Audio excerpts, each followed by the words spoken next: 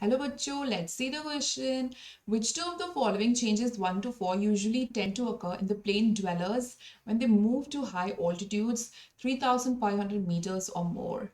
Increase in the red blood cell size, increase in the red blood cell production, increased breathing rate या फिर increase in the thrombocyte count. Changes occurring are second and third and fourth, first and fourth या first and second.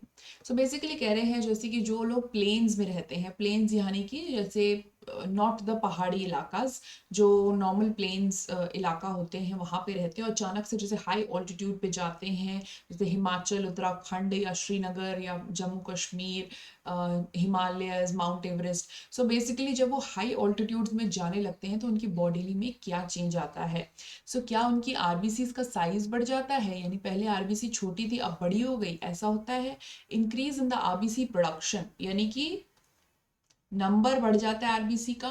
सी है increase breathing rate, सांस बहुत जोर जोर से भरने लगते हैं. या increase in the thrombocyte count. So thrombocyte होता है बेसिकली जो कि कोएगुलेशन, ब्लड कोएगुलेशन में हेल्प करता है, प्लेटलेट्स, राइट. सो इसमें से क्या होता है अगर आप कभी पहाड़ी इलाके में गए होंगे तो आपने नोटिस किया होगा कि आपकी सांसें थोड़ी चढ़ने लगती है, मतलब ऑक्सीजन की थोड़ी वहाँ कमी हो जाती है. तो हमारी बॉडी का ऐसा अडेप्टेशन होता है कि वो अपने आप ही आरबीसीज का काउंट बढ़ा देता है ताकि वो ऑक्सीजन ट्रांसपोर्ट के लिए इजी इजी पड़े. ठीक है, ऑक्सीजन इजीली ट्रांसपोर्ट हो. एंड तो क्या होता है कि आरबीसीज का प्रोडक्शन इंक्रीज हो जाता है. So increase in RBC production is definitely one of the answers, and second is increased in the breathing rate. So second and third are the answers here. Thrombocyte count नहीं बढ़ता, कुछ ऐसे platelets का कुछ ऐसे काउंट नहीं बढ़ रहा है, ना ही आरबीसी का साइज बढ़ रहा है, आरबीसी का नंबर बढ़ रहा है और ब्रीदिंग रेट बढ़ रहा है.